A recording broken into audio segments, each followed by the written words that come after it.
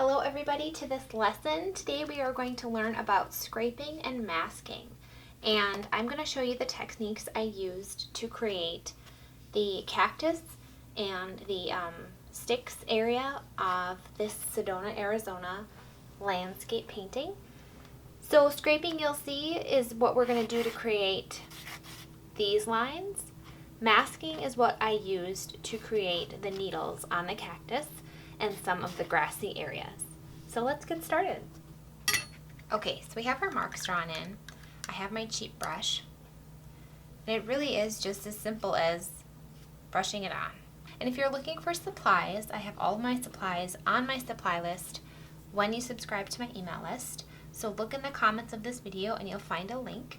All of my supplies are on that list, so you can go and get exactly what you need to do this.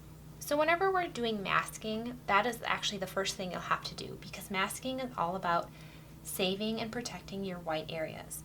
Because with watercolor, when you lose your whites, they're gone. I mean, you can always try to, use gel pens and scrape and things like that, but for the most part, you'll never get that perfect, pure white paper back. So that's why we mask.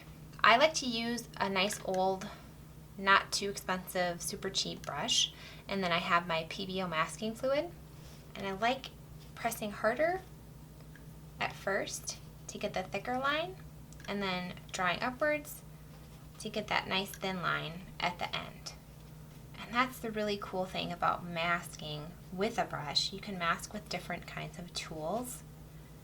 I've always had the most success with a brush, but the great thing about doing it with a brush is that you get that really authentic kind of brush look. If you can, try to use a synthetic brush for masking. It'll just help that masking fluid clean up a lot better than if you have a natural hairbrush. Now, what you're going to want to do is wash off this brush right away. Don't let it sit, otherwise you'll basically just have a brush you can't use anymore, because that masking fluid, it dries like rubber and you won't be able to get it off your bristles. If you are really concerned about not being able to get it off and you want to help yourself, kind of give yourself a leg up, you can coat your brush with a little bit of soap before you use your masking, and that's totally up to you. So I'm going to let those blades of grass that I just masked out dry as well, and I'm going to go clean my brush, and now I'll meet you back here when this is dry. Now that it's dry, you can just use your eraser. I have a kneaded eraser, or your masking fluid remover, and you can use it to remove the bits of masking fluid that you might have dropped by mistake. So I want to talk about a little bit about the colors that I'm going to use today. So I have Hansa Yellow. I do highly recommend this yellow just because it mixes really well and doesn't create kind of like a muddy. It just stays really bright when you mix it with blues and greens and things like that. So that's my favorite yellow. I have Cobalt Teal, which is just the best blue ever. It's a really hard blue to achieve if you don't have this actual paint. So I also recommend this color. I have Permanent Green Light, which is a green I just really like. Quinacridone Rust, which is another of my favorite colors. I use this color in every single painting I paint, without fail. It's absolutely gorgeous, and it's really conducive to a Sedona landscape. Payne's Gray. Don't let that title throw you off. It's just a super dark, dark, dark blue that's almost black. So it's a really good dark to use without it being black, because black is kind of flat. But if you have a dark that is colorful and has a little hint of blue in it, it'll be much more dynamic. And then also in our dark areas, we're going to be using some Rose of Ultramarine, which is a Daniel Smith color. I supplement my library of M. Graham colors with Daniel Smith colors. Just because M. Graham doesn't have a ton of colors, Daniel Smith does. They have a ton. And I was thinking this might be kind of fun. I didn't use this brush show stuff in my original painting, but I thought, well, this might be kind of fun to demonstrate and use in this painting. So we might use that. So let's go ahead and saturate all of them, and you can absolutely work one at a time. I'm going to just try to work kind of fast. Now remember, these will bleed together if you're doing them all at the same time. We're going to go ahead and lay down our base colors. Like I said, I want to have this beautiful Hansa Yellow, So now let's add some blue, because if we can allow this blue to mix with the yellow, it'll create that green that we're looking for. I have a clean brush here. I'm just using to kind of like encourage the colors to flow together.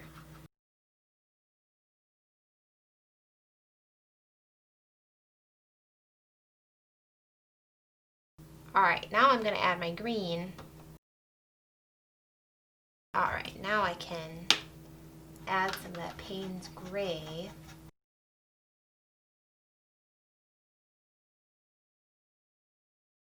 I'm going to go ahead and just let some of this merge into the background a little bit. Now if you see me using different brushes, it's mostly not because of the brush, but just because I like to keep the paint on my brush. So if I need a new color or if I need water, I just grab a different brush instead of cleaning my brush all the time, because I would probably waste so much paint if I did that. So I'll often, when I'm painting, have 5 brushes going on, each with a different color on them. Look at your paper and see, oh, it looks like it's starting to dry. It's not completely shiny, it's not completely matte, it's somewhere in between. That's what we want, because then we'll get our paint to spread, but not spread too much. And that's what we're going to need for these detail areas right in the center of our needle. So I have my quinacridone rust, and I'm loading at my brush a lot. There's a lot of paint, and it's also not very wet. If it was wet, it would just spread everywhere, and we want to kind of keep it contained. So it's always a little bit of a guess, but you're just going to put it on right in the center of where the two needles meet. And if it starts to spread slowly, then you're doing it right.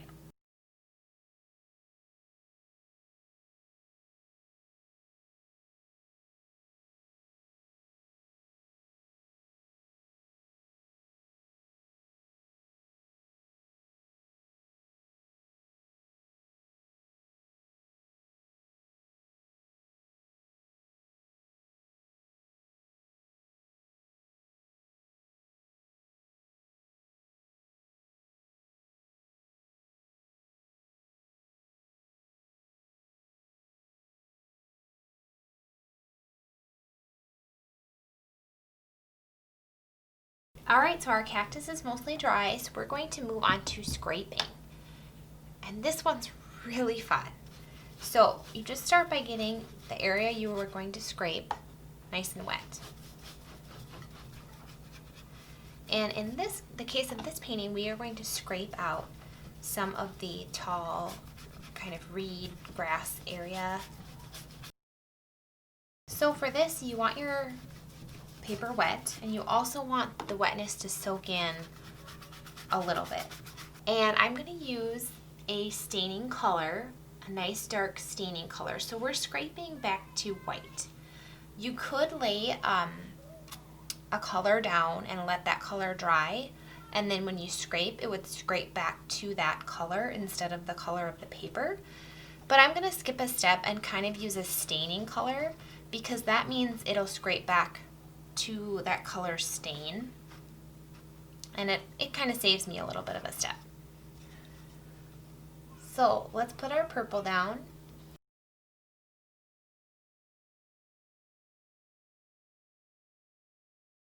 And put our Payne's gray, nice dark area.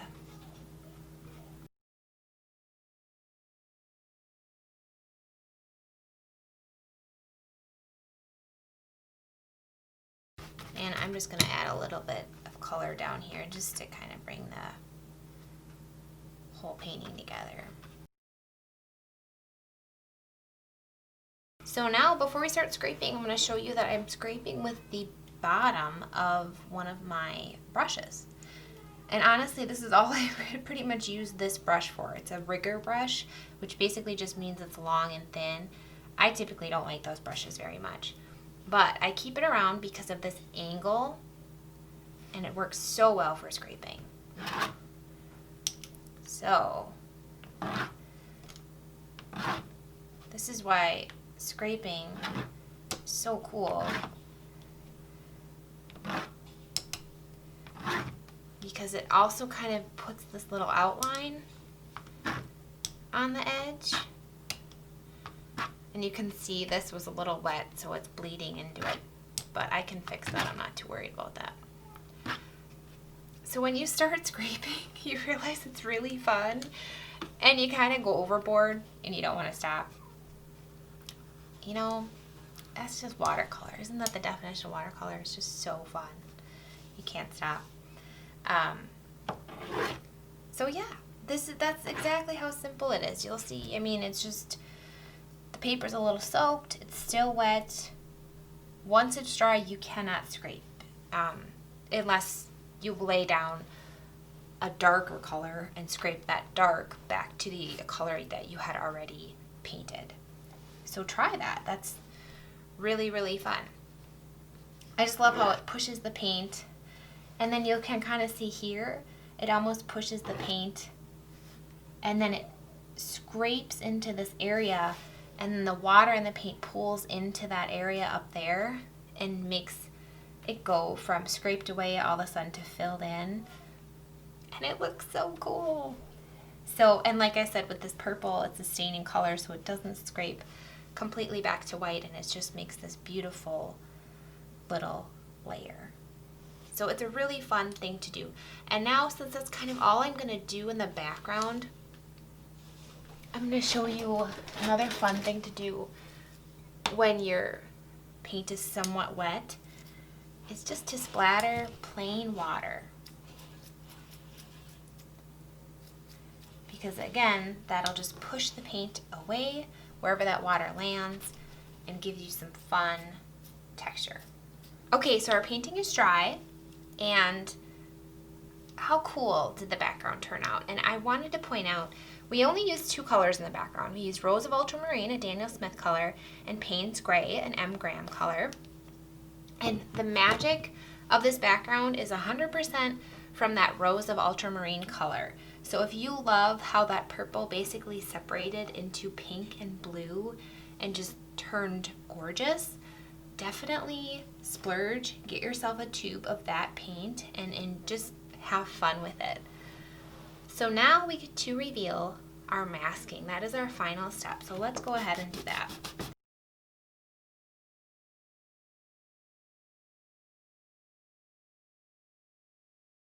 Okay, so all of our masking is removed, and I just used my kneaded eraser like we talked about. You can see I ended up rubbing this area really hard while it was still wet. So it's really just kind of me trying to go fast and film this demo. If this was an original for real, legit painting, I would have made sure it was fully dry and, you know, taken my time a little bit. But that just goes to show you, you know, removing masking, you have to be rough in order to do it. So just make sure your painting's fully dry. All right, now that we've removed our masking, we have these kind of hard edges, these intense white areas. So what I'm going to do is I'm going to try to get these white areas a little damp so that I can simply just drop in the color. And some watercolor people, you know, some artists love a really kind of loose, rough look. Some people like it to be perfect. So to the degree that you have your own, you know, kind of preference and style, you know, just take your time and do your thing. All right, and I think for the grasses, I'm going to do something a little similar, but kind of bring the color that's already in the background into the bottom of the blades, which will make it more dynamic, kind of that ombre look, and also soften the bottom edges, which makes it look a little bit more realistic.